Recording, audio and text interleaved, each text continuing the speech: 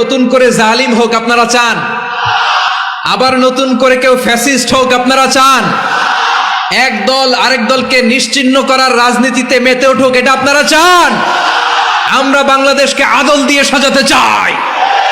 আমরা এই 56,000 বর্গ মাইলের প্রতিটা ইঞ্চি মাটিকে কোরআনের আইন দিয়ে সাজাতে চাই। রাজি আছেন আপনারা? কারা কারা রাজি দেখান হাত তোলে আল্লাহকে।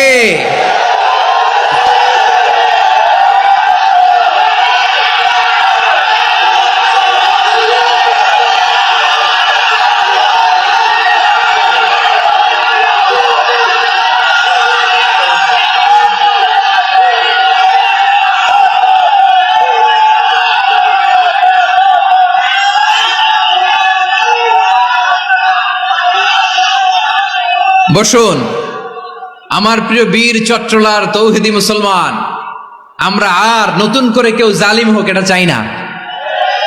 নতুন করে আবার কেউ ফ্যাসিস্ট হোক আমরা চাই না। এক দল আরেক দলকে নিশ্চিহ্ন করার রাজনীতি করুক আমরা চাই না। আমরা সুশাসনের বাংলাদেশ চাই। আমরা মানবিক বাংলাদেশ চাই। আমরা একটা সমৃদ্ধ বাংলাদেশ চাই। আমরা বিশ্বের বুকে সম্মান নিয়ে মাথা উঁচু করে দাঁড়াতে চাই, ঠিক কিনা বলেন? আল্লাহ বললেন, এটা যদি তোমরা চাও, একটা সমৃদ্ধ সমাজ যদি বিনির্মাণ করতে চাও, মানবিক সমাজ যদি বিনির্মাণ করতে চাও, আমি তোমাদেরকে সেজন্য প্রথমে আদালতের নির্দেশ দিলাম। ইন্নাল্লাহা ইয়া'মুরু বিল আদল, নিশ্চয় আল্লাহ তাআলা তোমাদেরকে ন্যায় বিচার সুশাসন এটার আদেশ দেন। সুবহানাল্লাহ। আদাল, ন্যায় বিচারের আদেশ আল্লাহ তাআলা কোরআনের বিভিন্ন আয়াতে দিয়েছেন। আল্লাহ তাআলা বলছেন, ইন্নাল্লাহা ইয়া'মুরুকুম আন তুআদ্দুল আমানাতি ইলা আহলিহা ওয়া ইযা হাকামতুম বাইনান নাসি আন তাহকুমু বিল আদল ইন্নাল্লাহা নি'ম্মা ইয়া'iযুকুম বিহি ইন্নাল্লাহা কানা সামিআন বাসীরা। আল্লাহ তাআলা বললেন, আল্লাহ আদেশ দিচ্ছেন, যে ব্যক্তি আমানতের হকদার তার হাতে তোমরা আমানত পৌঁছে দাও। আর যখন তোমরা বিচার কার্য করবে, বিচার ফয়সালা করবে, আদালতের সাথে করো। সুবহানাল্লাহ বলেন। ওয়া ইযা হাকামতুম বাইনান নাসি আন তাহকুমু বিল আদল, আদালতের সাথে করবা। আল্লাহ তাআলা বলেন, যারা জাজ হবে, বিচারক হবে, তাদের যদি বাদী বিবাদীর কারোর সাথে শত্রুতা থাকে, কারোর সাথে যদি কোনো ধরনের রেষারেষি থাকে, আল্লাহ বলেন বিচার কার্য করতে যে ওই শত্রুতা রেষারেষির কারণে আদালতের বাইরে যে অবিচার করে বিচার করো না।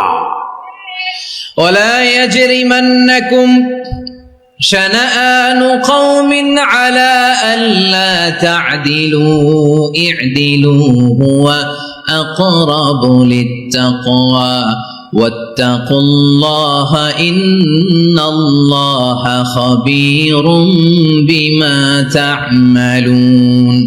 খবরদার কোন জাতির প্রতি, কোন গোষ্ঠীর প্রতি, কোন গোত্রের প্রতি আক্রোশ যেন তোমাদেরকে ন্যায় বিচার থেকে দূরে সরিয়ে না দেয়, বরং আমি আল্লাহর আদেশ হলো ই'দিলু, তোমরা আদল করো, ন্যায় বিচার করো, সুবিচার করো, সুশাসন প্রতিষ্ঠা করো। হুয়া আকরাবু লিত্তাকওয়া, এটাই তাকওয়ার সবচেয়ে কাছাকাছি। সুবহানাল্লাহ বলেন। কোরআনের বিভিন্ন আয়াতে আল্লাহ তাআলা স্পেসিফিকলি ধরে ধরে বিচার করার সময় আমরা যেন আদল করি সেটা বলেছেন। কোরআনের কোন কোন জায়গায় আল্লাহ তাআলা এই আল আদল শব্দটা ব্যবহার করেছেন। আবার একই জিনিস ইনসাফ, সুবিচার, সুশাসন, ন্যায় বিচার, ন্যায় পরায়ণতা বুঝাতে আল্লাহ তাআলা কখনো কখনো আল কিসত শব্দটা ব্যবহার করেছেন। আওয়াজ করে সবাই বলুন আল কিসত। প্রিয় ভাইরা, সবাই আওয়াজ করে আমার সাথে সাথে বলুন আল কিসত। আল্লাহ তাআলা বলেন, ওয়া ইন হাকামতা ফাহকুম বাইনাহুম বিল কিসতি ইন্নাল্লাহা ইউহিব্বুল মুকসিতিন।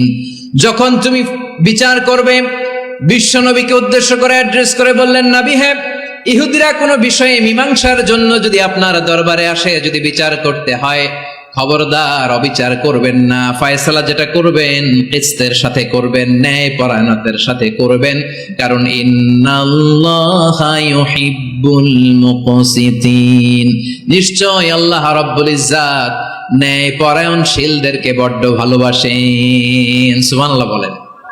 ন্যায় পরায়ণ লোকদেরকে আল্লাহ তাআলা বড্ড ভালোবাসেন। অন্য আয়াতে আল্লাহ তাআলা বলছেন, وَنَضَعُ الْمَوَازِينَ الْقِسْطَ لِيَوْمِ الْقِيَامَةِ فَلَا تُظْلَمُ نَفْسٌ شَيْئًا, আমি কিয়ামতের দিন ন্যায়পরায়ণতার মানদণ্ড স্থাপন করব, যেটাকে আমরা মিজানের পাল্লা বলি। আল্লাহ বলেন ন্যায় বিচারের মানদণ্ড কিয়ামতের ময়দানে আমি আল্লাহ স্থাপন করব। সেদিন কারো প্রতি বিন্দু পরিমাণ, এক চুল পরিমাণ অবিচার করা হবে না, কোনো অবিচার করা হবে না। সেদিন সুশাসন হবে, সুবিচার হবে, ন্যায় পরায়ণতার সাথে বিচার হবে। আওয়াজ করে পড়েন আল্লাহু আকবার। তাহলে প্রিয় ভাইরা, যে তিনটি বিষয়ে আল্লাহ তাআলা আমাদেরকে আদেশ দিয়েছেন, তার প্রথমটা হচ্ছে আদালত, ইনসাফ, সুবিচার, ন্যায় বিচার। এটা আমরা চাই কি চাই না? বিশ্বনবী ন্যায় বিচার, ন্যায় পরায়ণতা, সুশাসন প্রতিষ্ঠিত করেন কি করেন নাই? আপনারা বিশ্বনবীর সিরাত যারা পড়েছেন, আপনি দেখবেন বিশ্বনবীর সিরাতের পরতে পরতে, বাঁকে বাঁকে, সিরাতের বাঁকে বাঁকে এই আদালতের নমুনা মেলে। সুবহানাল্লাহ বলেন। ছোট্ট একটা নমুনা রাসূল সাল্লাল্লাহু আলাইহি ওয়াসাল্লামের আসিরা আল আতরা থেকে ছোট্ট একটা নমুনা আপনাদের খেদমতে এখানে উপস্থাপন করি। বিশ্বনবী সাল্লাল্লাহু আলাইহি ওয়াসাল্লাম মক্কা বিজয় করলেন ৮ম হিজরিতে। মক্কা বিজয় শেষে তিনি কয়েক সপ্তাহ মক্কাতে অবস্থান করলেন। ইন দ্য মিন টাইম মক্কার একটা ভেরি প্রেস্টিজিয়াস এন্ড ডিগনিফাইড ফ্যামিলির নারী চুরিতে ধরা পড়ল। কিসে ধরা পড়ল? সবাই বলেন কিসে? আমাদের সমাজে আসেনি এটা? আছে? ছোট না বড়? হ্যাঁ, হিসাব করে শেষ করা যায় না। ৩.৫ লাখ কোটি টাকা নাই উন্নয়ন প্রকল্পের নামে, উন্নয়ন প্রকল্পের নামে ৩.৫ লাখ কোটি টাকা নাই। ৩.৫ লাখ কোটি টাকা লিখতে পারবেন আপনি? এক টানে লিখতে পারবেন? বুঝতেছেন কত বড় সংখ্যা? বনু মাখজুমিয়া গোত্রের এক নারী মক্কায় চুরিতে ধরা পড়ল। বলেন তো চুরি করলে বিধান কি? কি কাটতে হবে? চুরির বিধান হলো হাত কেটে দাও। দাও সেটা গোপনে নয়, প্রকাশ্যে জনসম্মুখে হাত কেটে দাও। বনু মাখজুমিয়া গোত্রের নারী যখন চুরিতে ধরা পড়লো, সাহাবারা চিন্তায় পড়ে গেলেন। সবেমাত্র মক্কার লোকেরা কালিমা পড়ে মুসলমান হয়েছে, ইসলামের আইন কানুন তেমন জানে না, ইসলামী শরিয়ার সাথে বেশি পরিচিত নয়। এখন যদি বিশ্বনবী চুরির যেই বিধান এটা যদি কায়েম করে হাত যদি কেটে দেয়, না জানি মক্কার লোকেরা আবার বিগড়ে যায়, না জানি মক্কার লোকেরা আবার মুরতাদ হয়ে যায়, না জানি মক্কার লোকেরা ইসলাম থেকে দূরে সরে যায়। চলো চলো, সাহাবীরা মিলে পরামর্শ করলেন, চলো বিশ্বনবীর কাছে যে বলি, ও নবী, শুধু কেবলমাত্র একমাত্র এই নারীর জন্য চুরির হাত কাটার বিধানটা আপনি একটু থামিয়ে দেন। চুরির হাত কাটার যে বিধান এইখানে একটু রহিত করে দেন, বাকিগুলা কইরেন মদিনাতে যে চলবে, কিন্তু মক্কায় এবারের জন্য মাফ করে দেন। কিন্তু কে বলবে? এই যে পরামর্শ, সাজেশন, এটা কে দিবে বিশ্বনবীর কাছে? সাহাবারা চিন্তায় পড়ে গেলেন। আল্লাহর নবীর সামনে দাঁড়িয়ে আল্লাহর দেয়া হুদুদ, আল্লাহর দেয়া বিধান থামিয়ে দেওয়া, মাফ করে দেওয়া, এই কথা বিশ্বনবীর সামনে বলার সাহস তো কেউ রাখে না। কেউ কেউ বলল, বিশ্বনবীর পালক পুত্র যায়েদ বিন হারেসার সন্তান উসামারে বিশ্বনবী নাতির মতো আদর করে, বড্ড বেশি ভালোবাসে উসামারে। এজন্য সাহাবারা উসামাকে বলতো হিব্বু রাসূলিল্লাহ, বিশ্বনবীর ভালোবাসা। কি বলতো? সাহাবীরা বললেন বিশ্বনবীর ভালোবাসা হিব্বু রাসূলিল্লাহ, উসামারে পাঠাও। উসামারে বিশ্বনবী নাতির মতো স্নেহ করে, মায়া করে, ভালোবাসে। আমরা পারবো না, উসামা পারবে। সবাই মিলে ফুলিয়ে ফুসিয়ে উসামাকে, ছোট্ট উসামাকে রাজি করালো। উসামা এমন এমন কথা যে তুমি বিশ্বনবীর কাছে বলতে হবে, পারবা নাকি? উসামা বলে পারবো। সাইয়েদনা উসামা রাদিয়াল্লাহু তাআলা আনহু তরুণ সাহাবী বিশ্বনবীর কাছে গেলেন, যে বললেন, নবী, বনু মাখজুমিয়া গোত্রের এক নারী চুরিতে ধরা পড়েছে, এবারের জন্য কি এই মহিলাটারে মাফ করে দিলে হয় না? এবারের জন্য একটু ক্ষমা করা যায় না নবী? বিশ্বনবী বলেন, আতাশফাউ ফি হাদ্দিম মিন হুদুদিল্লাহ, তোমার এত বড় সাহস উসামা, তুমি আল্লাহর হাত, আল্লাহর দেয়া বিধান, এটার ব্যাপারে সুপারিশ করতে এসেছো? তোমরা কি জানো তোমাদের আগে যত কওম, যত গোত্র, যত জনপদ ধ্বংস হয়েছে তার কারণ ছিল তাদের মধ্যে গরিবরা অন্যায় করলে তারা বিচার করত, আর ধনীরা অন্যায় করলে তারা মাফ করে দিত। খবরদার! ওয়া আইমুল্লাহ লাউ আন্না ফাতিমাতা বিনতি মুহাম্মাদিন সারাকাত লাকাতা মুহাম্মাদুন ইয়াদাহা। বিশ্বনবী বললেন, ওরে ওসামা, বানু মাখজুমিয়ার ওই প্রেস্টিজিয়াস এন্ড ডিগনিফাইড ফ্যামিলির মেয়ে তো দূর কি বাত, অনেক দূরের কথা।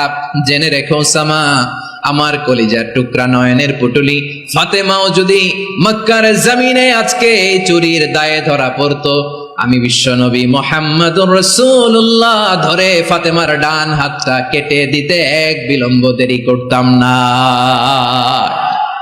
ইন্নাল্লাহা ইয়া'মুরু বিল আদল। আমাদেরকে জাস্টিস শিখায় পশ্চিমারা, আমাদেরকে ইনসাফ শিখায়, আমাদেরকে সুশাসন শিখায়। আর ইনসাফ, সুশাসন, ন্যায় বিচার, সুবিচার, জাস্টিস কারে বলে বিশ্বনবীর বায়োগ্রাফি থেকে জেনে নাও। এই ছিল বিষ্ণু ইসা ইসলামের আদালতের নমুনা। আপনি যদি সাইয়েদনা ওমর ফারুকের জীবনের দিকে তাকান, এমন কঠোর, এমন বীর সেনানী ছিলেন। সাইয়েদনা ওমর ফারুক যদি রাস্তার এই মাথা দিয়ে হাঁটা শুরু করতেন, শয়তান ওমর ফারুককে দেখলে ওই রাস্তা রেখে দিয়ে অন্য রাস্তা দিয়ে হাঁটতো। সুবহানাল্লাহ। ওমর ফারুক রাদিয়াল্লাহু তাআলা আনহু কি পার্সোনালিটি ছিল, কি পার্সোনালিটি! আমাদের এলাকায় ছোট বাচ্চারা রাতে ভাত খেতে চায় না, আমার মেয়েটাও খেতে চায় না। এই এটা দিব, ওইটা দিব, আজকে মাহফিলে আসার সময় বলে দিছে লিস্ট করে এটা এটা আনতে হবে।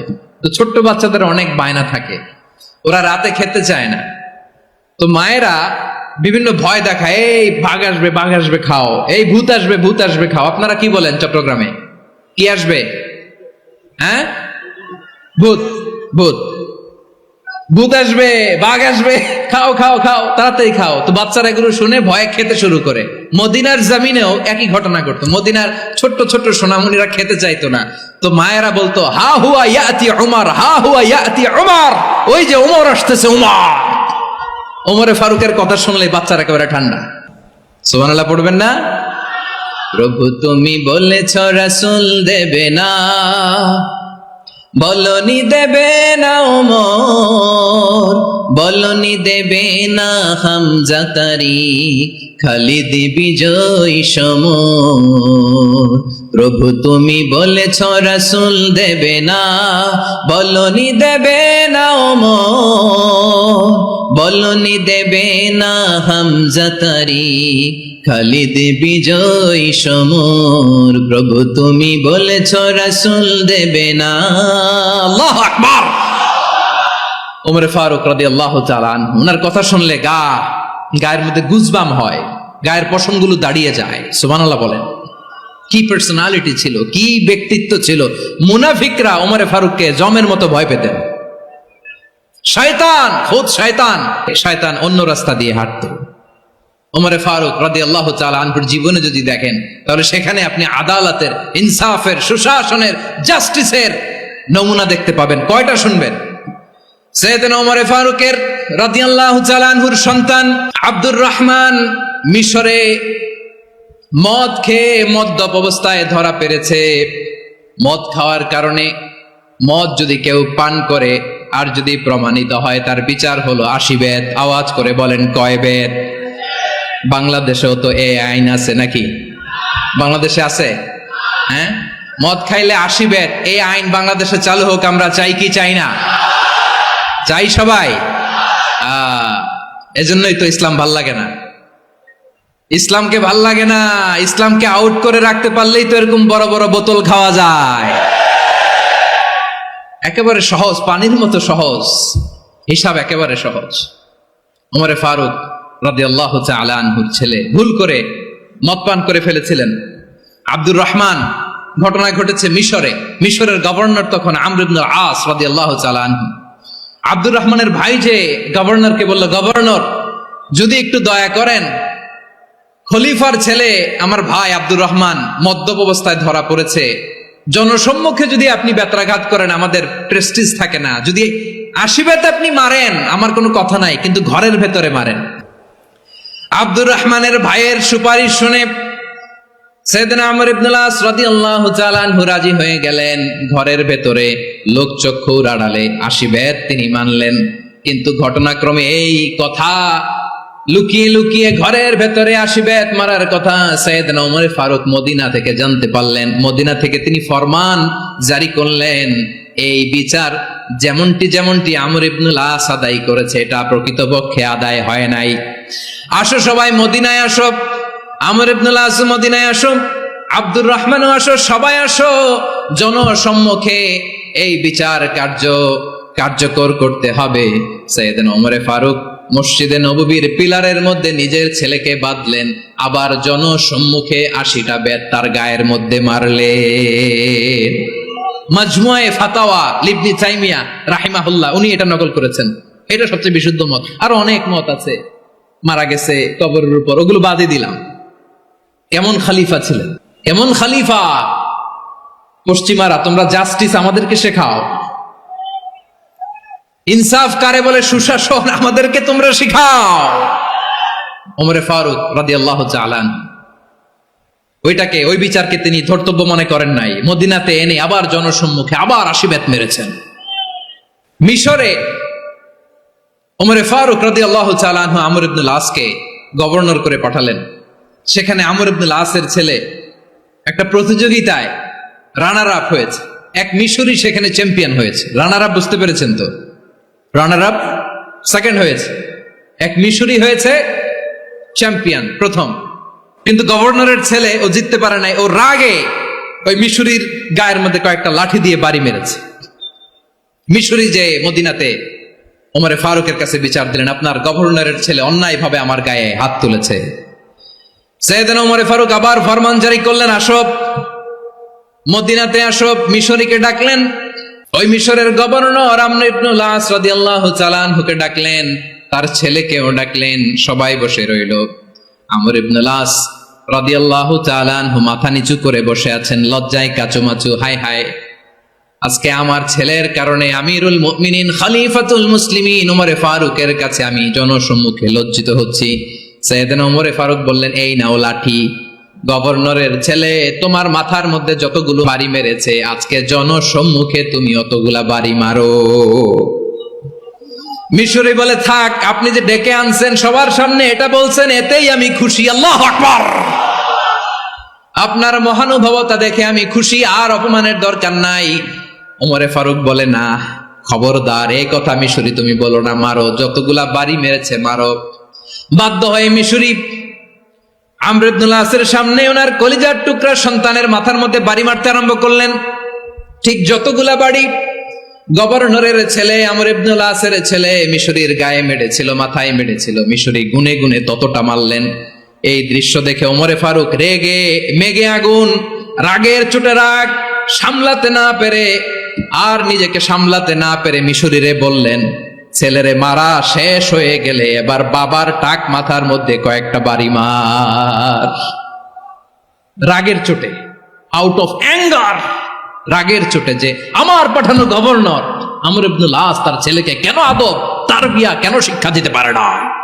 ছেলেরে মারা হইলে এবার আমর ইবনে আসের মাথার মধ্যে 2টা মারো। এটা রাগে বলেছেন, এটা শাস্তি হিসেবে না। সুবহানাল্লাহ পড়ে। তোমরা আমাদেরকে সুশাসন শিখাও, আমাদেরকে সুশাসন শিখাও। বিশ্বনবী বলেন, আদল এটা যেন তেন বিষয় না, এটা দিয়েই মানবিক সমাজ গড়তে হবে। আল্লাহ তাআলা কিয়ামতের কঠিন ময়দানে, যেদিন স্বামী স্ত্রীকে চিনবে না, স্ত্রী স্বামীকে দেখে পালিয়ে যাবে, বন্ধু বন্ধুরে চিনবে না, পীর সাহেব মুরিদরে চিনবে না, মুরিদ পীর সাহেবরে চিনবে না, দলের কর্মী তার নেতারে চিনবে না, নেতা তার কর্মীরে চিনবে না, বন্ধু বন্ধুরে দেখে পালাবে। এই কঠিন মুহূর্তে সূর্যটা মাথার কাছে চলে আসবে, জমিনটা তামার জমিন হবে, আজকের জমিনের মতো নয়। মানুষ ঘর্মাক্ত, ক্লান্ত, শ্রান্ত মাথার মগজগুলো কানের ছিদ্র আর নাকের ছিদ্র দিয়ে বেয়ে বেয়ে পড়বে। বিশ্বনবী ফরমান, কিয়ামতের ওই কঠিন ময়দানে 7 শ্রেণীর ব্যক্তিকে রব্বুল আলামিন তার আরশের নিচে ছায়া দিবেন। তার মধ্যে প্রথম শ্রেণীর ব্যক্তি হলো ইমামুন আদিল। ইমামুন আদিল, ন্যায়পরায়ণ শাসক। যে ইনসাফের সাথে বিচার করে, যে জাস্টিস সমাজে সার্ভ করে, যে সুশাসন নিশ্চিত করে, ওই ইমামুন আদেল। আদেল শব্দটা বুঝছেন না? ইন্নাল্লাহ ইয়া'মুরু বিল আদল, পাইছেন? আদেল। 7 শ্রেণীর ব্যক্তিকে আল্লাহ তাআলা সুশীতল আরশের নিচে ছায়া দিবেন, যেদিন তার দেয়া ছায়া ছাড়া কোনো ছায়া থাকবে না। এর প্রথম হচ্ছে ইমামুন আদেল, ন্যায়পরায়ণ শাসক। চিল্লায় বলেন সুবহানাল্লাহ। আবার বিশ্বনবী বললেন, ইন্নাল মুকসিতিনা ইনদাল্লাহি আলা মানাবিরা মিন নূর আন ইয়ামিনির রহমান। কিয়ামতের দিন যারা ন্যায় পরায়ণ হিসেবে আল্লাহর সামনে দাঁড়াবে, কিয়ামতের দিন রব্বুল আলামিন তার আরশের ডান দিকে ওই ন্যায় পরায়ণ লোকদের জন্য আরশের ডান দিকে একটা নূরের মিম্বারে তাদেরকে বসার সুযোগ করে দিবে। আল্লাহর আরশের ডান দিকে ন্যায় পরায়ণ লোকদের জন্য আল্লাহ তাআলা নূরের মিম্বার বানাবে। 4টে কেন কথা মনে করেছেন? আল আদাল, জাস্টিস। ইন্নাল্লাহা ইয়া'মুরু বিল আদল। আল্লাহ তাআলা এই আদালতের নির্দেশনা দেয়, সুবিচার, সুশাসন। প্রিয় ভাইয়েরা, এটা আমরা বাংলাদেশে চাই কি চাই না? এই যে অরাজকতা, এই যে অন্যায়, এই যে জুলুম, এই যে ইনকনসিস্টেন্সি, সমাজের অসঙ্গতি, এর প্রধান কারণ জাস্টিস নাই, সুবিচার নাই, সুশাসন নাই। শেষবারের মতো আওয়াজ করে বলেন তো, আমরা বাংলাদেশে আদল চাই কি চাই না? তাহলে প্রথম নির্দেশনা শেষ। আল্লাহ তাআলা তোমাদেরকে আদলের আদেশ দেন। এরপরে আল্লাহ বললেন, আমি তোমাদেরকে ইহসানের আদেশ দেই। ইন্নাল্লাহা ইয়া'মুরু বিল আদলি ওয়াল ইহসান। আমি তোমাদেরকে যেমনি আদলের নির্দেশনা দেই, তেমনি ভাবে তোমাদেরকে ইহসানের নির্দেশনা দেই।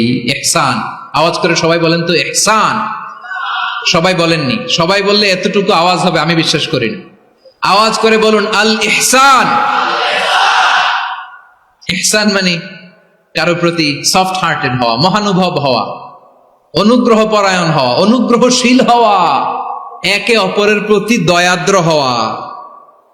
একে অপরের প্রতি দয়াদ্র, অনুগ্রহশীল হওয়া ছাড়া মানবিক সমাজ কশিনকালেও গঠন করা সম্ভব না। প্রিয় ভাইয়েরা, সুন্দর আচরণ দিয়ে, ইহসান দিয়ে যা জয় করা যায়, নরম আচরণ দিয়ে যেটা অর্জন করা যায়, কঠোরতা দিয়ে সেটা পারা যায় না। বিষ্ণু ঈসা ইসলাম ইহসান দিয়ে, কোমল আচরণ দিয়ে, তার অনুগ্রহ দিয়ে তিনি অনেক কাফিরের হৃদয়কে জয় করে ফেলেছেন। সাইয়েদনা সুমামা ইবনে উসাল রাদিয়াল্লাহু তাআলা আনহুর কথা মনে পড়ে যায়। তিনি ছিলেন ইয়ামামার বাদশা। মদিনাতে বিশ্বনবীকে হত্যা করার নিয়তে এসেছিলেন। গোপনে গোপনে বিশ্বনবীকে হত্যা করে আবার ইয়ামামাতে তিনি ফিরে যাবেন। কিন্তু কি অবাক করা কাণ্ড, হত্যা করতে পারে নাই, সাহাবাদের হাতে তিনি ধরা পড়ে গেলেন। সাইয়েদনা সুমামা ইবনে উসাল রাদিয়াল্লাহু তাআলা আনহু হত্যার নিয়তে আসলেন, কিন্তু হত্যা করতে পারলেন না। সাহাবারা ওনাকে ধরে ফেললেন, ধরে মসজিদে নববীর পিলারের মধ্যে বেঁধে রাখলেন। সুমামা ইবনে উসাল, সিরাত থেকে শুনি, সিরাত থেকে শোনাচ্ছি রাদিয়াল্লাহু তাআলা আনহু। ইয়ামামার অধিপতি ছিলেন। ইয়ামামা বিশ্বনবীকে হত্যার জন্য আসছেন, ধরা পড়ে গেছেন, এখন মসজিদে নববীতে বেঁধে রাখছে, তার মানে বন্দী। এখন স্ট্যাটাস কি? বন্দী, ক্যাপটিভ। বিষ্ণু ঈসা ইসলাম সাহাবাদেরকে বললেন, তার খোঁজ খবর নিও, সুমামা ইবনে উসালের খোঁজ খবর নিও। সাহাবারা বলেন, ইয়া রাসূলুল্লাহ, আপনাকে হত্যা করতে এসেছে, তার তো কঠিন ক্যাপিটাল পানিশমেন্ট হওয়া দরকার, কঠিন শাস্তি হওয়া দরকার। বিশ্বনবী বললেন, না, আমি যেটা জানি তোমরা সেটা জানো না, তোমরা সুমামার সাথে ভালো আচরণ করো। বিশ্বনবী সুমামার কাছে গেলেন। প্রথম দিন যে তিনি কালেমার দাওয়াত দিলেন, ঈমানের দাওয়াত দিলেন, ইসলামের দাওয়াত দিলেন, রিসালাতের দাওয়াত দিলেন, আখিরাতের দাওয়াত দিলেন। পরের দিন যে বিশ্বনবী সালাতের দাওয়াত দিলেন, যাকাতের দাওয়াত দিলেন, ইসলাম কি, কিভাবে, কেমন করে পালন করতে হয় চমৎকার আর্টিকুলেট করতে শুরু করলেন। তন্ময় হয়ে সুমামা ইবনে উসাল রাদিয়াল্লাহু তাআলা আনহু বিশ্বনবীর কথাগুলো শুনতে আরম্ভ করলো। একদিন নয়, 2 দিন নয়, টানা 3 দিন বিশ্বনবী সুমামার কাছে ইসলামকে প্রেজেন্ট করেছেন, উপস্থাপন করেছেন। আওয়াজ করে বলেন, কয় দিন? 3 দিন। 3 দিন মসজিদে নববীতে বাঁধা। আর সাহাবীদেরকে বললেন, তার খোঁজ খবর নিও, তোমরা যে রুটি বানাও এর মধ্যে সবচেয়ে ভালো আটার রুটিটা তারে দিও, সবচেয়ে রিফাইন্ড খেজুর, যেটা পিওর খেজুর, এটা তারে দিও। আর বিশ্বনবী নিজের উট থেকে দুধ দহন করে ওনার বাড়ির এক কর্মচারীকে বলেছেন দুধ দহন করে সুমামার জন্য নিয়ে যেও। সুবহানাল্লাহ পড়বেন না? সবাই তো অবাক, ইয়ামামা থেকে আসছে নবীকে হত্যা করতে, বিশ্বনবী দেখে তারে জামাই আদর করে, তাকে মজার মজার খাবার দিও, দুধ দিও, আদর আপ্যায়ন করো। একদিন নয়, 2 দিন নয়, টানা 3 দিন বিশ্বনবী এভাবে সুমামার কাছে যে ইসলামকে প্রেজেন্ট করতে আরম্ভ করলেন, ইসলামকে উপস্থাপন করতে শুরু করলেন, আর তাকে চমৎকার এন্টারটেইনমেন্ট আপ্যায়ন দিতে আরম্ভ করলেন। টানা 3 দিন যখন ইসলামের দ্য বিউটিজ অফ ইসলাম, ইসলামের সুমহান বাণী সৌন্দর্য তার কাছে উপস্থাপন শেষ, বিশ্বনবী বললেন সাহাবাদেরকে, যাও এবার সুমামার হাতের পায়ের রশি দুটো খুলে দাও। সাহাবারা বললেন, ইয়া রাসূলুল্লাহ কি বলেন আপনি? ও তো হত্যাকারী, সুযোগ পায় নাই, আপনারে মারতে পারে নাই, ছেড়ে দিলে আবারও আপনার উপর তলোয়ার নিয়ে ঝাঁপিয়ে পড়বে। নবী এই সিদ্ধান্ত আপনি নিতে যাবেন না। বিশ্বনবী বললেন, যেটা বলেছি সেটা করো, সুমামার রশিগুলো ছেড়ে দাও, সুমামার হাতে পায়ের রশিগুলো যে তোমরা খুলে দাও। সাহাবারা তর্ক জুড়ে দিলেন, লা ইয়া রাসূলুল্লাহ এমনটা করবেন না, তো ভয়ঙ্কর ভয়ঙ্কর খুনি, কি জানি কি হয়ে যায়। বিশ্বনবী বললেন, না, তার হাতে পায়ের রশিগুলো খুলে দাও। সাহাবারা বিশ্বনবীর কথা মতো তার হাতে পায়ের রশিগুলো খুলে দিল। সুমামা মুহূর্তের মধ্যে মসজিদে নববী থেকে বের হয়ে ইয়ামামায় ফিরে না যে মসজিদে নববীর পাশে একটা খেজুর বাগান ছিল সেখানে চলে গেলেন। সেখানে একটা ছোট্ট কুয়া ছিল, কুয়ার পানি দিয়ে তিনি গোসল করলেন। সুবহানাল্লাহ পড়েন। কুয়ার পানি দিয়ে গোসল করে মসজিদে নববীর সামনে এসে বিশ্বনবী এবং সাহাবাদের সামনে দাঁড়িয়ে সাব্বাবা উঁচু করে বললেন, আশহাদু আল্লা ইলাহা ইল্লাল্লাহ ওয়া আশহাদু আন্না মুহাম্মাদান আবদুহু ওয়া রাসূলুহু। আল্লাহু আকবার। আমি সাক্ষ্য দিচ্ছি আল্লাহ ছাড়া কোনো ইলাহ নাই, আর মুহাম্মদ আল্লাহ তাআলার প্রেরিত বান্দা এবং রাসূল। প্রিয় ভাইয়েরা, ইহসান দিয়ে যা জয় করা যায়, কঠোরতা দিয়ে সেটা কঠিনকালেও জয় করা যায় না। আওয়াজ করে বলেন ঠিক কি না? এবার সুমামা দাঁড়িয়ে বলে, ওগো নবী, আমি তো কালিমা পড়ে মুসলমান হয়ে গেলাম, এবার শোনেন, এই মুহূর্তের আগে আপনার চেহারার চাইতে নিকৃষ্ট কোনো চেহারা আমার কাছে ছিল না, কিন্তু শাহাদা পাঠ করার পরে আপনার চেহারার চাইতে উত্তম শ্রেষ্ঠ কোনো চেহারা আমার কাছে আর নাই। ও নবী, আজকের দিনের আগে ইসলাম ধর্মের চেয়ে নিকৃষ্ট অপছন্দনীয় কোনো ধর্ম আমার কাছে ছিল না, কিন্তু এই মুহূর্ত থেকে ইসলামের চেয়ে সেরা শ্রেষ্ঠ পছন্দনীয় কোনো ধর্ম আমার কাছে নাই। নবী গো, আজকের দিনের আগে মদিনার চাইতে অপছন্দনীয় নিকৃষ্ট কোনো শহর আমার কাছে ছিল না, কিন্তু এই মুহূর্তের পর থেকে মদিনার চাইতে কোনো শ্রেষ্ঠ শহর আমার জানা নাই। সে ছিল গমের বড় ডিলার, গম বেচত। কি বেচত? তার গম কিনে মক্কার লোকেরা রুটি খাইতো। সে ঘোষণা দিল, আজকে থেকে মক্কাবাসীদের জন্য সব গম আমি হারাম করে দিলাম, মক্কাবাসী এখন না খেয়ে মরে। সুবহানাল্লাহ পড়বেন না? মক্কাবাসী বিশ্বনবীর কাছে আসলেন, এসে বললেন, মুহাম্মদ, আমরা তো তোমার ভাই, তোমার চাচা, তোমার ভাতিজা, তোমার আত্মীয়, তুমি সুমামারে বলো সে যেন আবার গমের সাপ্লাই মক্কার জন্য অনুমতি দিয়ে দেয়। বিশ্বনবীর অনুমতি ক্রমে সুমামা আবার মক্কাতে গম পাঠাতে শুরু করলো। পড়েন সুবহানাল্লাহ। ইহসান, ইহসান দিয়ে আপনি যেটা জয় করতে পারবেন, you can win the heart of your enemies. ইহসান দিয়ে আপনি আপনার শত্রুর হৃদয়কে জয় করতে পারবেন। আওয়াজ করে বলেন ঠিক কিনা?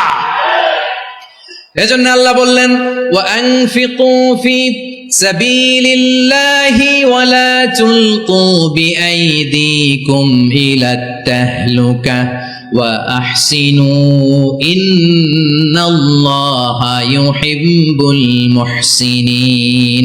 তোমরা আল্লাহর রাস্তায় দান করবে আর নিজেরা নিজেদেরকে ধ্বংসের হাতে ঠেলে দিও না। তোমরা একে অপরের প্রতি ইহসান করবে, কারণ ইহসানকারীদেরকে আল্লাহ বড্ড ভালোবাসেন। সুবহানাল্লাহ পড়েন। আবার সূরা রহমানে আল্লাহ বললেন, হাল জাযাউল ইহসানি ইল্লাল ইহসান ফাবিআইয়ি আলা, সবাই পড়েন, ফাবিআইয়ি আলাই রাব্বিকুমা তুকাযযিবান। ইহসানের প্রতিদান হিসেবে ইহসানি হয়। বিশ্বনবী সুমামার প্রতি যেমন ইহসান করেছেন, সুমামাও ঠিক তেমন ইহসান ফিরিয়ে দিয়েছে। ঠিক কিনা বলেন? তাহলে 1 নম্বরে হচ্ছে আদ, ন্যায় বিচার। 2 নম্বরে সবাই বলেন ইহসান, সদাচরণ। ইহসান দুই ধরনের প্রিয় ভাইরা, ইহসান ফিল ইবাদা, ইহসান ফিল মুআমালা। ইহসান ফিল ইবাদা হচ্ছে একাগ্র অনুভবে ইবাদতে ডুব দেওয়া, এর নাম ইবাদতের ইহসান। সুবহানাল্লাহ পড়ে। বিশ্বনবী বলেন ইহসান মানে কি জানো নাকি? হাদিসে জিবরিলে সাইয়েদনা জিবরিল আলাইহিস সালাম বিশ্বনবীকে বললেন আখবিরনি আনিল ইহসান, নবী আমাদেরকে বলেন ইহসান মানে কি? বিশ্বনবী বললেন আনতা আবুদাল্লাহ কাআন্নাকা তারাহু ফাইন লাম তাকুন তারাহু ফাইন্নাহু ইয়ারাক। ইহসান মানে হলো এমন ভাবে তুমি আল্লাহর সামনে নিজেকে উজাড় করে ইবাদত করবে, তুমি ভাববে তুমি আল্লাহকে দেখতে পাচ্ছ। আর এটা যদি ভাবা তোমার জন্য কঠিন হয়ে যায়, অন্তত এতটুকু তুমি ভাববা যে আল্লাহ তোমাকে দেখতে পাচ্ছেন। ঠিক কিনা বলেন? ও আমার বীর চট্টলার ভাইয়েরা, কেউ যেটা দেখে না সেটা দেখে কে? এই বিশ্বাস হৃদয়ের মধ্যে আছে? নামাজে যখন দাঁড়ান এই ফিলিংসটা আনা যাবে? হ্যাঁ, এই জন্য বিষ্ণু ইসলাম বলেছে এমন ভাবে নামাজে দাঁড়াও, ইবাদত করো, মনে করো হতে পারে এটাই আমার জীবনের শেষ নামাজ। পারফর্ম দ্য সালাহ as if this is your last and final prayer. এমন ভাবে সালাতে দাঁড়াও, ভাবো হতে পারে এটাই তোমার জীবনের শেষ নামাজ। এমন ভাবে নামাজে দাঁড়াও, ভাবো এটাই শেষ নামাজ। তাহলে নামাজে একাগ্রতা বাড়ায় দিবে কে? ফলে ইবাদতের ইহসান আমাদের অর্জিত হবে। আর মুআমালাতে ইহসান হলো, বিশ্বনবী বলেন ইন্নাল্লাহা তাবারাকা ওয়া তাআলা কাতাবাল ইহসানা আলা কুল্লি শাই ফাইদা কাতালতুম ফাআহসিনুল কিতলা ওয়া ইযা যাবাহতুম ফাআহসিনুয যাবহা ওয়ালিয়ুহিদ্দা আহাদুকুম শাফরাতাহু ওয়ালিয়ুরিহ যাবিহাতাহু। ইহসান দুই ধরনের, আওয়াজ করে বলতে হবে। কয় ধরনের? সবাই বলুন আওয়াজ করে, কয় ধরনের? একটা হচ্ছে ইহসান ফিল ইবাদা, ইবাদতে ইহসান। ইবাদতে ইহসান কি? একাগ্র অনুভব দিয়ে ইবাদত করা, মন প্রাণ দিয়ে ইবাদত করা। আর মুআমালাতে ইহসান কি? সব কাজে, দৈনন্দিন কাজে, কর্মে, সামাজিক অ্যাক্টিভিটিতে কোমলতা প্রদর্শন করা, অনুগ্রহের সাথে সবকিছু করা। আল্লাহ তাআলা ইন্নাল্লাহা তাবারাকা ওয়া তাআলা কাতাবাল ইহসানা আলা কুল্লি শাই, তিনি সব কিছুর ব্যাপারে ইহসানকে আবশ্যক করেছেন। সবকিছু, মুমিনের সব কাজে ইহসানের পরশ থাকবে। ওয়া ইযা কাতালতুম ফাহসিনুল কিতলা। আচ্ছা, কুরবানির দিন আমরা পশুগুলোরে কি করি বলেন সবাই আওয়াজ করে? জবাই। জবাই মানে তো এটার মেরেই ফেলতেছি, একটু পরে তো টুকরো টুকরো করে গোশতগুলো খাবো, এটা তো খাবো, এটা তো মেরেই ফেলবে। বিষ্ণু বলে না, জবাইয়ের মধ্যেও মুমিনের জবের ভেতরেও ইহসানের পরশ থাকা চাই। যখন জবাই করবে প্রাণীটাকে হাত পা টাইট করে বেঁধে নাও, ছুরিটাকে শার্পেন করে নাও, ধারালো করে নাও, যাতে অল্প সময়ে জবাইটা হয়ে যায়, প্রাণীটা যাতে কম কষ্ট পায়। সুবহানাল্লাহ পড়ে। দিস ইজ কল্ড ইহসান। ইহসান আল্লাহ তাআলা যেমনি আদলের আদেশ করেছেন, ন্যায় বিচার, জাস্টিস এনশিওর করতে বলেছেন, সমাজে ইহসানের ব্যবহার, ইহসানের অনুশীলন তিনি করতে বলেছেন। এজন্য মুমিনের প্রতিটি কাজে, আমার চট্টগ্রামের ভাইয়েরা আমার দিকে তাকান, খেয়াল করে শুনুন, মুমিন জীবনের প্রতিটি কাজে ইহসানের পরশ থাকা চাই। আমরা যেন আমাদের পরিবারের প্রতি ইহসান করি, আমরা যেন আমাদের কর্মচারীদের প্রতি ইহসান করি, আমরা যেন আমাদের কলিগদের প্রতি ইহসান করি, আমরা যেন আমাদের ভাইদের প্রতি ইহসান করি। মুমিন জীবনের প্রতি কাজে ইহসানের পরশ থাকার দরকার আছে না নাই? কথা বুঝতে পেরেছেন? তাহলে আল্লাহ তাআলার তিনটা আদেশ ছিল, কয়টা গেল? ভুলে গেছে, ভুলে গেছে চট্টগ্রাম। তিনটা আদেশের মধ্যে কয়টা বললাম? প্রথমে কি ছিল? আদল। 2 নম্বরে, 3 নম্বরে রব্বুল আলামিন বললেন ওয়া ইতাইদিল কুরবা, নিকট আত্মীয়দেরকে দান করো, নিকট আত্মীয়দেরকে দাও, যারা তোমাদের ব্লাড কানেকশনের আত্মীয় তাদেরকে তোমরা দাও। এখানে জেনারেলি বললেন দাও, কি দিব সেটা তিনি এখানে বলেন নাই, সেটা তিনি সূরাতুল ইসরার মধ্যে বলেছেন। আল্লাহ বলেন ওয়া আতিযাল কুরবা হাক্কা, নিকট আত্মীয়দেরকে তাদের অধিকার, তাদের প্রাপ্য তোমরা বুঝিয়ে দাও। দেখেন, একটা শান্তির সমাজ, একটা সমৃদ্ধ সমাজ, একটা মানবিক সমাজ গঠনের জন্য আল্লাহ তাআলা বেশি না, মাত্র 3টা অর্ডার, 3টা ভার্ডিক্ট তিনি জারি করেছেন। 1 নাম্বার সুশাসন, ন্যায় বিচার। 2 নাম্বার ইহসান। 3 নাম্বার নিকটাত্মীয়, যারা কাছে, তোমার ভেরি ক্লোজ রিলেশনশিপে আছে, তাদেরকে দাও। দাও, দিলে বাড়িয়ে দেয় কে? অনেকে দিতে চায় না, কৃপণতা করে। দিলে বাড়ায় দেয় কে? ও মিয়া, মদিনার মধ্যে সবচাইতে গরিব সাহাবী ছিল বেলাল রাদিয়াল্লাহু তাআলা আনহু। ওনার এন্টায়ার অ্যাসেট, সম্পদের পরিমাণ কতদূর জানেন? একটা লুঙ্গি। বেলাল রাদিয়াল্লাহু তাআলা আনহু, ওনার টোটাল ওয়েলথের এস্টিমেশন হচ্ছে মাত্র একটা লুঙ্গি। একটা লুঙ্গি, টোটাল ওয়েলথ এস্টিমেশন, টোটাল সম্পদের বেলাল রাদিয়াল্লাহু তাআলা আনহুর কি ছিল? কথা বোঝে নাই বোধহয়, কি ছিল? ওই বেলাল রাদিয়াল্লাহু তাআলা আনহুকে বিষ্ণু ইসলাম বলেছেন, আনফিক ইয়া বেলাল, ও বেলাল তুমিও দাও। ওয়ালা তাখশা মিন যিল আরশি ইখলালা, আরশের অধিপতির তো কোনো ঘাটতি নাই, তুমি দিলে ওই আল্লাহ তোমারে বাড়ায় দিবে। এজন্য আমার প্রিয় ভাইয়েরা, দিলে কমে না, দিলে বাড়ে। অনেকে ধরে রাখে, নতুন কিছু নিতে পারে না, হাত দিয়ে যেটা ধরে রেখেছেন এটা দিয়ে দেন, বড় একটা ধরার সুযোগ পাবেন। জোরে বলেন ঠিক কিনা? ধরেন 5 কেজি ওজনের একটা ধরে রাখছেন, এখন 10, এটা না ছাড়লে 10 কেজি ধরতে পারবেন আপনি? আচ্ছা, 10 কেজির জিনিস একটা আছে হাতে, ওইটা যদি ছেড়ে দেন তাইলেই না 15 কেজি ধরতে পারবেন। কথা বলেন ঠিক কিনা? তাহলে দিলে বাড়িয়ে দেয় কে? রব্বুল আলামিন বললেন 3 নাম্বার আদেশ হলো তোমাদের প্রতি সমাজটারে কেমন করে মানবিক সমাজ, সুন্দর সমাজ গড়বা। 3 নাম্বার আদেশ হলো ওয়াআতিদাল কুরবা হাক্কা, নিকটাত্মীয়দেরকে তাদের প্রাপ্য বুঝিয়ে দাও। এই নিকটাত্মীয়দেরকে তাদের অধিকার বুঝিয়ে দেওয়া, প্রাপ্য বুঝিয়ে দেওয়াতে আমাদের গাফলতি আছে না নাই? চট্টগ্রামে নাই? মাশাআল্লাহ আছে, আছে। অনেকে দেখবেন অনেক আল্লাহওয়ালা, তাহাজ্জুদ গুজার, সেজদা দিতে দিতে কপালে কালো দাগ ফেলে দিছে, সে তার বোনের হকটা আদায় করে নাই। আছে না নাই? হ্যাঁ, এখানেও আছে। সর্বনাশ। অনেক বড় হাজী সাহেব, বিশাল লম্বা দাড়ি, ছেলেরে সব দিয়ে দিছে, মেয়েরে কিছু দেয় নাই, মেয়ের হক আদায় করে নাই। আছে না নাই? এই হাজী সাহেবেরা, এই আল্লাহওয়ালারা কিয়ামতের ময়দানে আটকে যাবে। আপনি অন্যের অধিকার নষ্ট করেছেন, তাদের রাইটস কে ভায়োলেট করেছেন। এজন্য আল্লাহ তাআলা বলেন, কারো অধিকার যদি কেউ নষ্ট করে, ওই সমাজটা মানবিক সমাজ কঠিনকালেও হতে পারে না। এজন্য 3 নম্বর আল্লাহ বললেন ওয়া ইতা ইদিল কুরবা, নিকটাত্মীয়দেরকে দাও। কি দিবা? তাদের অধিকার দিয়ে দাও। বোনের অধিকার বুঝিয়ে দাও, মেয়ের অধিকার বুঝিয়ে দাও, ফুফুর অধিকার বুঝিয়ে দাও। দেখবেন অনেক মায়েরা ছেলের পাতে মুরগির রান দেয়, মেয়ের পাতে দেয় মুরগির ঠ্যাং। এরকম আছে না নাই? ছেলেরা কি দেয়? মুরগির। মেয়ের পাতে কি দেয়? তো মেয়ের কি মুরগির রান খেতে মনে চায় না? মনে চায় না? এমনটা করা যাবে না। নিকটাত্মীয়দেরকে অধিকার দিয়ে দাও, নিকটাত্মীয়ের সাথে সুসম্পর্ক রাখো। আদেশটা কার? এজন্য প্রিয় ভাইয়েরা, জীবনে যদি বারাকা অর্জন করতে চান, নিকটাত্মীয়দের সাথে সুসম্পর্ক রাখতে হবে, তাদের জন্য উপহার পাঠাতে হবে। বিশ্বনবী বলেন, লা ইয়াদখুলুল জান্নাতা কাতে, যে ব্যক্তি আত্মীয়তার সম্পর্ককে ছিন্ন করে দেয়, সে কঠিনকালেও আল্লাহর জান্নাতে ঢুকবে না। আপনি কি এটারে সহজ হাদিস মনে করছেন? এটা সহজ কথা? আপনি ভাবছেন আপনার নামাজ আপনারে বাঁচাতে পারবে? আপনার রোজা বাঁচাতে পারবে? আপনার তাহাজ্জুদ আপনারে বাঁচাতে পারবে? অধিকার নষ্ট করলে কিছুই আপনারে বাঁচাতে পারবে না।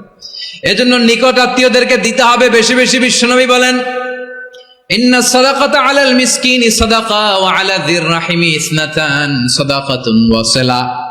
মিসকিনরে দান করলে শুধু দানের সওয়াব হয়, নিকট আত্মীয়কে দান করলে 2টার সওয়াব হয়। সাদাকার সওয়াব হয়, আবার আত্মীয়তার বন্ধন অটুট রাখার সওয়াব হয়ে যায়। আবার বিশ্বনবী বললেন, মান সাররাহু আইয়ুবসাতা লাহু ফি রিজকিহি ওয়া ইউনসা লাহু ফি আসারিহি ফালইয়াসিল রাহিমা। যে ব্যক্তি তার রিজিকের প্রশস্ততা চায় আর হায়াতে বরকত চায়, সে যেন তার আত্মীয়ের সাথে সুসম্পর্ক রাখে। আমার প্রিয় চট্টলার ভাইয়েরা, আমাদের রিজিক বাড়ুক, এটা আমরা চাই কি চাই না? সবাই চান? হ্যাঁ, আমাদের রিজিকে প্রশস্ততা আসুক, চাই কি চাই না? আমাদের হায়াতে বরকত আসুক, আমরা চাই কি চাই না? এই 2টা যদি চান, তাহলে নিকট আত্মীয়দের সাথে সুসম্পর্ক রাখবেন। পারবেন? তাহলে সমাজটারে মানবিক সমাজ বানায় দিবে কে? 3টা আদেশ চলে গেল। কয়টা? আওয়াজ করে বলেন। 1 নম্বরে কি ছিল? 2 নম্বরে? 3 নম্বরে নিকট আত্মীয়দেরকে দান। আমার প্রিয় ভাইয়েরা, আল্লাহ তাআলা 3টা জিনিসের যেমনি আদেশ করেছেন, অনুরূপভাবে 3টা বিষয় তিনি বারণ করেছেন।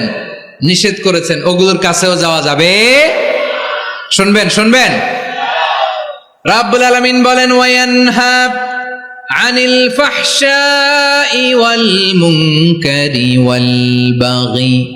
আমি যেমনি তিনটি বিষয়ে আদেশ করলাম, অনুরূপভাবে তিনটি বিষয়ে বারণ করলাম, নিষেধ করলাম। আমার 1 নাম্বার নিষেধাজ্ঞা হলো অশ্লীলতার প্রতি। ফাহশা, ওয়ায়ানহা আনিল ফাহশা, আল্লাহ তাআলা অশ্লীলতাকে নিষেধ করেছেন। কোন জিনিসকে? সবাই বলুন, কোন জিনিসকে? যত ধরনের, যত টাইপের, যত ক্যাটাগরির অশ্লীলতা হতে পারে সব অশ্লীলতাকে হারাম করেছেন কে? ফাহশা মানে কি? কথায়, কাজে, আচরণে, কমেন্ট, ফেসবুকের কমেন্টসে যত ধরনের নোংরামো আছে, যত ধরনের অশ্লীলতা আছে, এটাকে আরবিতে বলে ফাহশা। এটাকে কি বলে? রাব্বুল আলামিন বলেন কুল ইন্নামা حرم ربي الفواحش ما ظهر منها وما بطن। ও নবী, আপনি বলে দেন আমার রব প্রকাশ্য অপ্রকাশ্য, স্পষ্ট কিংবা অস্পষ্ট, দৃশ্যমান কিংবা অদৃশ্যমান সব অশ্লীলতাকে হারাম করেছেন। সব ধরনের অশ্লীলতা হারাম, সব ধরনের। আল্লাহ তাআলা আমাদেরকে অশ্লীলতা থেকে বাঁচান, অশ্লীলতা থেকে তিনি আমাদেরকে হেফাজত করুক, পড়েন আমিন। এবার বলেন, আমাদের সমাজে অশ্লীলতা আছে না নাই? চট্টগ্রামে নাই? আমি কই নাই, ওনারা বলে আছে। দেখছেন, আমি সামহাও বাঁচায় দেওয়া ট্রাই করতেছি, আমি সামহাও বাঁচায় দেওয়া ট্রাই করতেছি, ওনারা বলে আছে। অশ্লীলতা নানা ভাবে, নানা নামে, নানা মোড়কে আমাদের সমাজে আছে না নাই? সংস্কৃতির নামে, ফ্যাশনের নামে, বিনোদনের নামে, উপন্যাসের নামে, কনসার্টের নামে অশ্লীলতা আছে না নাই? আপনি দেখেছেন কনসার্টগুলোর অবস্থা? এই যে আতিফ আসলাম যে আসছে আমাদের দেশে, তারপর কে কে আসছে, আমাদের তরুণ তরুণীরা, আমাদের যুবক যুবতীরা, আমাদের জেনজিরা, কি অবস্থা ওইখানে? হ্যাঁ, কি অবস্থা? কে বাঁচাবে ওদের? কে রক্ষা করবে ওদের ইমানের, ওদের চরিত্রের হেফাজতের গ্যারান্টি কে দিবে? কনসার্টের নামে অশ্লীলতা আছে না নাই? ছেলে মেয়ে একে অপরকে জড়ায় ধরতেছে, একে অপরকে চুমো খাচ্ছে, প্রকাশ্যে, দিবালোকে, গণমানুষের সামনে। আল্লাহ তাআলা এই অশ্লীলতা থেকে আমাদেরকে বেঁচে থাকতে বলেছেন, বেঁচে থাকতে বলেছেন। রূপালী জগতের নামে অশ্লীলতা আছে না নাই? এই টার্মটা আপনারা জানেন না? রূপালী জগৎ কি জগৎ? আসলে কি রূপালী জগৎ না অন্ধকার জগৎ? আমার বোনেরা, আপনাদেরকে যে কি বলে তারা বুঝায়, রূপালী জগৎ শুনেই আপনি ভরকে যাবেন না। রূপালী জগতে যে নারী যত বেশি উলঙ্গ, সে নাকি তত বেশি সাহসী। জানেন, বলে এটা একটা সাহসী নারী, খুব সাহসী পদক্ষেপ তার। যত বেশি শরীর থেকে কাপড় নামাতে পারবে, যত বেশি বস্ত্রহীন হয়ে নিজেকে প্রেজেন্ট করতে পারবে, সে নাকি তত বেশি সাহসী। আমার চট্টলার ভাইয়েরা, শয়তানের প্রথম এজেন্ডা ছিল বনি আদমকে বস্ত্রহীন করা। সে আদম এবং হাওয়া আলাইহিস সালামকে নিষিদ্ধ গাছের ফল খাইয়ে তাদেরকে বস্ত্রহীন করেছে। এই জামিনেও সে আমাদেরকে বস্ত্রহীন করতে চাইবে। এই রূপালী জগতের নামে তারা এটা করে। আমার প্রিয় বোনেরা, আপনি জানেন না আপনার দাম কত। ওরা আপনাদেরকে বিজ্ঞাপনের সস্তা পণ্য বানাতে চায়। ওরা আপনাদেরকে ওদের ভোগের লিপসার টুলস বানাতে চায়। ওরা আপনাদেরকে দিয়ে ওদের খায়েশ পূরণ করতে চায়। এটা আপনাদের জন্য মোটেও ডিগনিটি নয়, এটা আপনাদের জন্য সম্মান নয়। আপনার সম্মান শালীনতায়, আপনার সম্মান হেজাবে, আপনার সম্মান ভদ্রতায়, আপনার সম্মান আপনার ডিসেন্ট পোশাকে। পোশাক বলে দেয় এই নারীটা ভদ্র না অভদ্র। পোশাক বলে দেয় এই মেয়েটা কোন ঘরের মেয়ে। আওয়াজ করে বলেন ঠিক কিনা?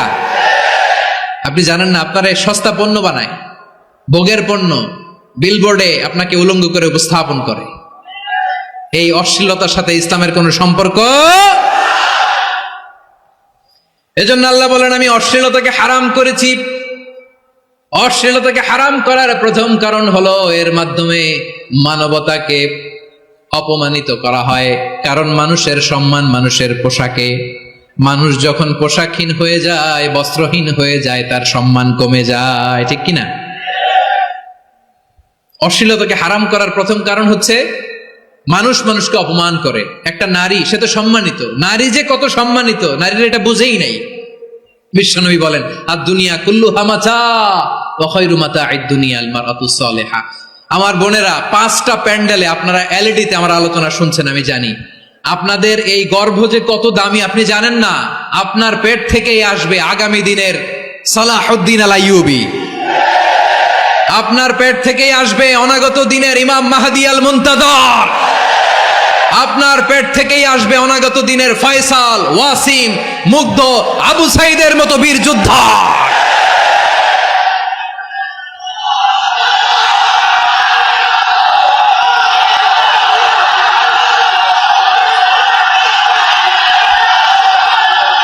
আমার প্রিয় বোনেরা, আমার প্রিয় বোনেরা, বিশ্বনবীর কথার ওজন খেয়াল করেন। আর দুনিয়া কুল্লুহা মাতা ওয়া খায়রু মাতা'আদ দুনিয়া আল মারআতুস সালিহা। দুনিয়ার সবকিছুই অ্যাসেট, এর মধ্যে সবচেয়ে দামি অ্যাসেট নেককার নারী। আপনার গর্ভ যে কত দামি আপনি জানেন না। নিজের সময়টাকে কাজে লাগান, কোরআন পড়েন, সুন্নাহ পড়েন। আপনার অনেক দায়িত্ব ঘরে। You are the MD of your family. একটা family it's a very big institution. পরিবার একটা অনেক বড় প্রতিষ্ঠান। and you are the MD of your institution. আপনি এই পরিবারের MD, managing director of your family. এখানে আপনার কত দায়িত্ব। আপনি ছেলে মেয়েদেরকে তারবিয়া করবেন। আপনি আপনার স্বামীর জন্য ঘরটার জান্নাতের নীর বানাবেন। আপনার জন্য জান্নাতের ডুপ্লেক্স বাড়ি ওইখানে তৈরি করে রাখবে কে? আপনি যে কত দামি আপনি জানেন না। নারীদেরকে আল্লাহ বানিয়েছেন উচ্চতর করে, নিম্নতর নয়। নারীদেরকে ছোট্ট জিনিস দিলে এটার বড় করে দেয়। নারীদেরকে ভ্রূণ দিলে, শুক্রাণু দিলে নারী এটারে বাচ্চা হিসেবে উপহার দেয়, ঠিক কিনা? বিয়ের মাধ্যমে স্বামী যখন তার শুক্রাণু তার স্ত্রীকে উপহার দেয়, স্ত্রী রিটার্নে কি উপহার দেয়? ফুল ফর্ম বেবি, মানব সন্তান। দেখছেন, আপনি দিলেন একটু, উনি দিছে বিশাল। আপনি যদি নারীকে বাজার এনে দেন, নারী এটাকে সুস্বাদু খাবারে রূপান্তর করে দেয়। আপনি তাকে একটা মুচকি হাসি দিয়ে দেন, সে তার কলিজা দিয়ে দেয়। কিন্তু যদি আপনি তার মনে কষ্ট দেন, সে আপনার জীবনকে জাহান্নাম বানায়া দেয়।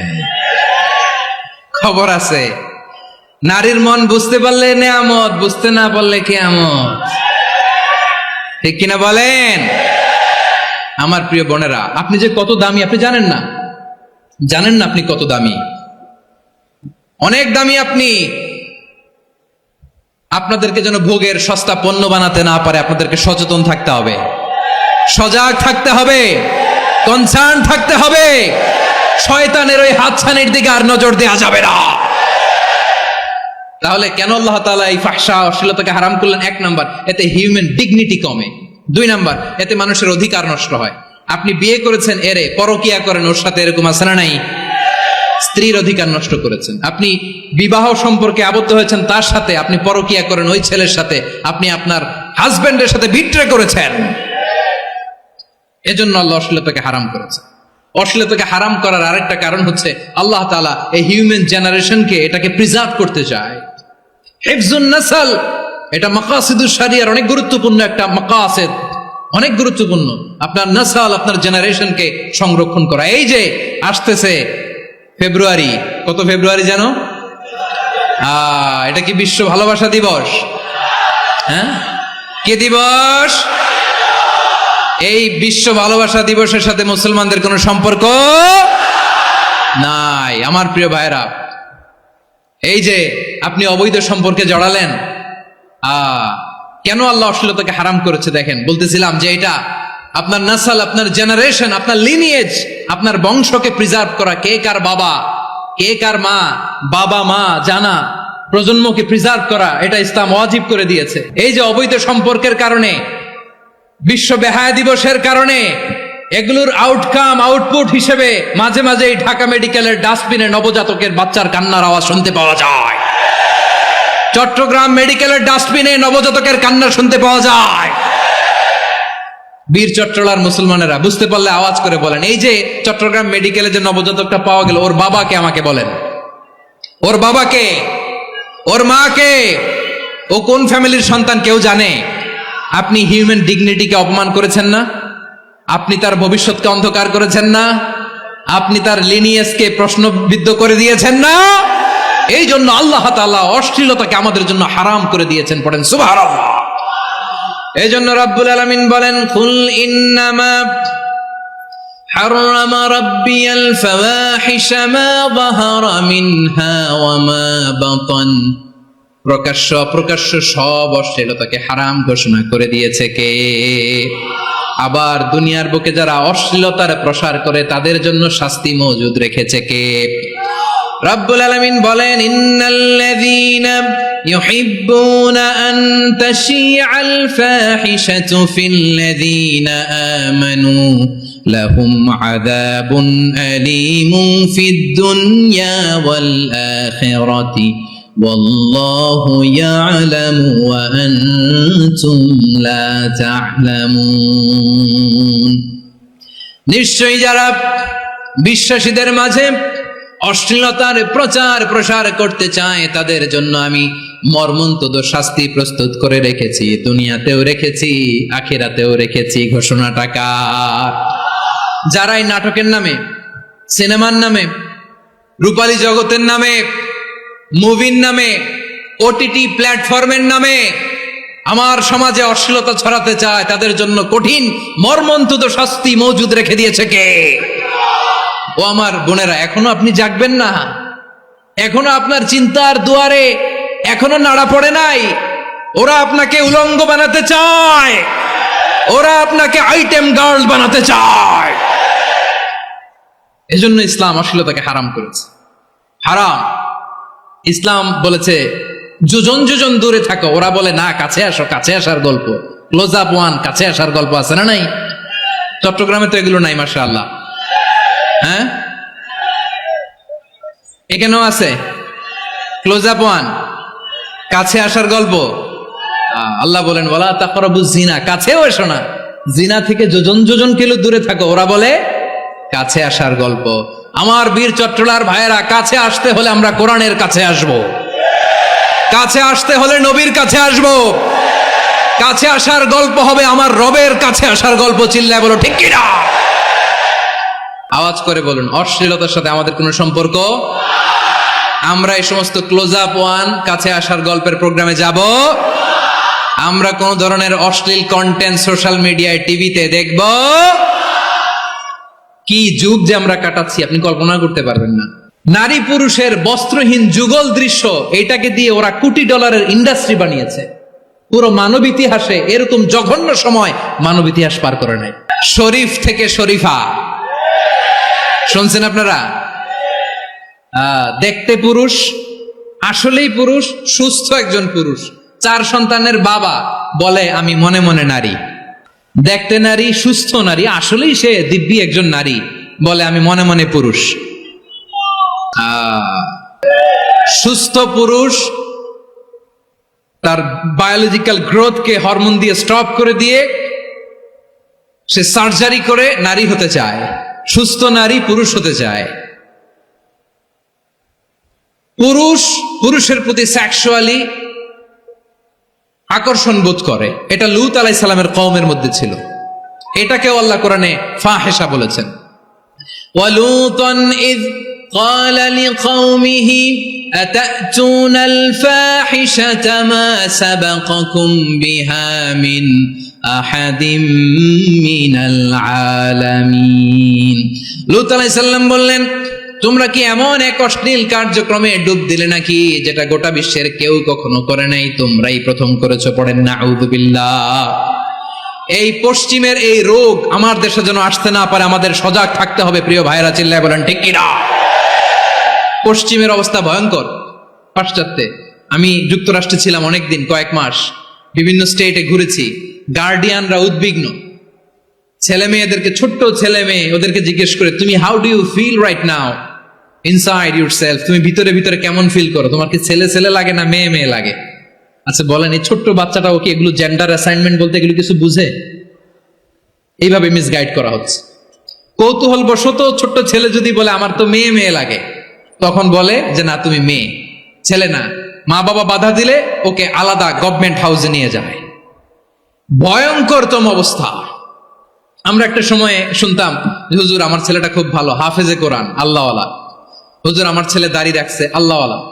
হুজুর আমার ছেলে 5 ওয়াক্ত সালাত জামাতের সাথে পড়ে, তার মানে আল্লাহওয়ালা। পশ্চিমে যে আমি কি শুনছি জানেন? ওরা বলে হুজুর আমার ছেলেটা ইউনিভার্সিটির একটা মেয়ের সাথে প্রেম করে, ও খুব আল্লাহওয়ালা, হুজুর দোয়া করবেন। এর কারণ ওদের কাছে আল্লাহওয়ালার ক্রাইটেরিয়া হচ্ছে হুজুর আমার ছেলেটা আরেক ছেলের পছন্দ করে নাই, আমার মেয়েটা আরেক মেয়েকে ভালোবাসে নাই, এজন্য আমার ছেলেটা আল্লাহওয়ালা, হুজুর ওর জন্য একটু দোয়া করে দিয়েন। কি চ্যালেঞ্জ ওরা ফেস করতেছে। ওনার ছেলে যে আরেক ছেলেরে বিয়ে করবে না, এটাতেই উনি খুশি যে আলহামদুলিল্লাহ আমার ছেলেটা একটা মেয়েরে ভালোবাসে, আমার মেয়েটা একটা ছেলেরে ভালোবাসে, মানে এটা খুব আল্লাহওয়ালা। নাউজুবিল্লাহ পড়তে পারলেন না? এজন্য অশ্লীলতার সাথে আমাদের কোনো সম্পর্ক। রব্বুল আলামিন বলেন ওয়ায়ানহা আনিল ফাহশাই ওয়াল মুনকারি ওয়াল বাগি, 3টা জিনিসকে আমি নিষিদ্ধ করলাম। 1 নাম্বার হলো ফাহশা, অশ্লীলতা। 2 নম্বরে হলো মুনকার, সমস্ত মন্দ কাজ। আপনাদের মনোযোগ আছে না? শেষ করে দিব? আর 2-1 মিনিট শুনবেন? আচ্ছা বলি তাহলে, আর 2-1 মিনিট।